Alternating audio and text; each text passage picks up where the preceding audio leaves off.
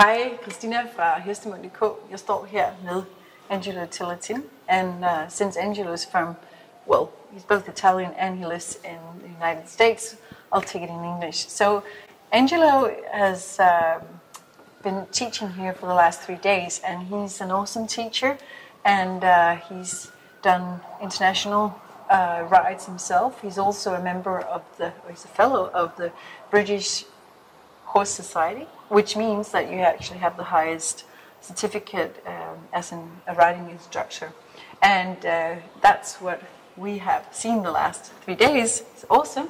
And I just want to make you tell a very good story about how we have to look at behavior with our horses and sometimes think behind that behavior and try to figure out what might have triggered that so that we can fix it. And doesn't necessarily have to be that something's wrong with the horse. So, Angelo, would you mind telling me the story you told me on our way here with your own horse? Yeah, okay.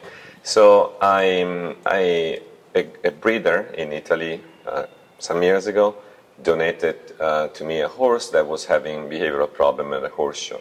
The horse was really hot, and they tried to restrain him a little too much. So he started having behavioral problems such as rearing or bucking, or most of all, he would go flat and jump and hit all the fences with the chest. So he would do about like 4 or 5 falls every horse show. So when they donated to me, you start like one behavior at a time. So first, I took care and I tried to make him comfortable. So he stopped rearing, he stopped bucking, he started getting happier. Start going horse show, and then you start unlock his potential. So at home, I start teaching him to relax and to start jumping. But every time that I was going to a horse show, he would still come out with like 2, 3, 4 rails. So I thought, again, that it would be like a biomechanical problem. And so at home, I would focus on exercise that would make him faster with the front leg, more free with the neck. I changed bit. I moved to like a rubber bit, a softer bit. But again, the 3 or 4 faults were coming. And then I started trying to pay attention what he was telling me in the arena. And basically, what I felt is that he would walk into the show ring, and you could feel him like shutting down. In warm-up, he would be like confident and then explode in the air. And then as soon as we would walk into the ring, he would just tense and then just start running fat, horizontal against the fences, almost if he want to hit them. And then I thought to myself, well, probably he's thinking that he hasn't come in and come out clean. So he's probably thinking that he better just go fast and just do the least amount of effort, because in any case, he's going to hit rails, and any effort wasn't enough to clean. So I decided to, I was jumping 4-foot fences by then. And Which so, is a meter and 20? It's a meter and 20, yes. yeah. So I decided to enter him in a very baby competition. So I did cross rail, this was the height. And again, he went in and he started getting tense and started running against the fences. But obviously, being cross rail, he was able to clean them.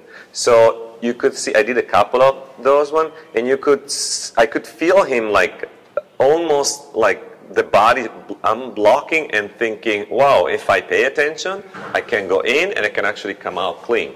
And I think you told me you didn't try to stop him. No, I was just soft with the hand and let him go and let him come out clean.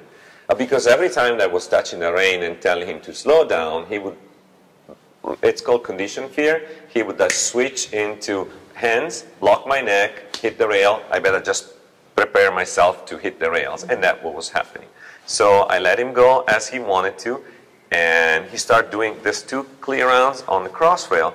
And after that, I could still like literally feel that I could go in and he would let me help him, but most important, he would again put energy and pay attention to the jumps as he was doing in the warm-up ring to be able to be clean. And that was like the beginning of our like competition together, and now he's my best jumper. It's rare that he touch a rail, and he always like plays between the first 2 or 3 places. He's the one that brings home the cash every horse show. I think it's a good story because it just shows that sometimes you need to think behind the problem, and you also need some knowledge. So now you work almost entirely with behavior as well, and I'm just thinking, well, this horse would probably have been put down or just let out in a paddock somewhere if you didn't get him, or you know, if he was other people there would put a pressure on him. It was really close to end up in that way, and most of the horses, unfortunately, still now don't exit the horse industry for behavioral problems due to lack of synergy with the riders. And in his case, actually, the breeder gave it to me for free for that reason, because he figured that it wasn't worth to sell it and ruin his name. He knew me back then and I remember his word was like, if there's one that can like solve him, it's you. I'll give it for free. So I'm sure, because it was a good horse. Yes. So I'm sure that the name of the breeding center is going to like shine even with this horse. That was his word. He was back then I was still young student. So I'm thankful for him. Yeah, well, it's good, and it's also just to,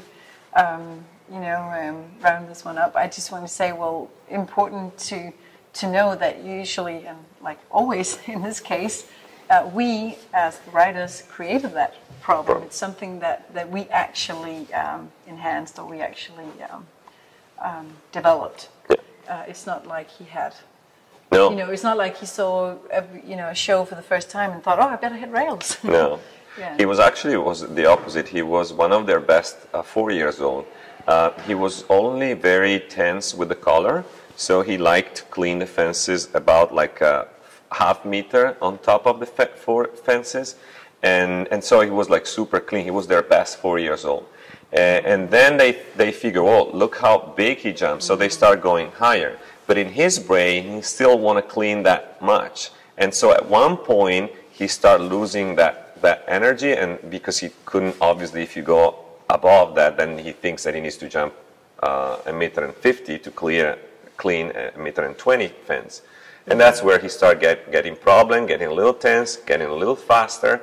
And then the hands on the rider came in to slow him down, and then it started being from the best 4 years old to the worst 5 years old that they had in the barn. And now he's back to his self. Good. Well, thanks a lot for that story. Thank you. I hope that that was meaningful for you.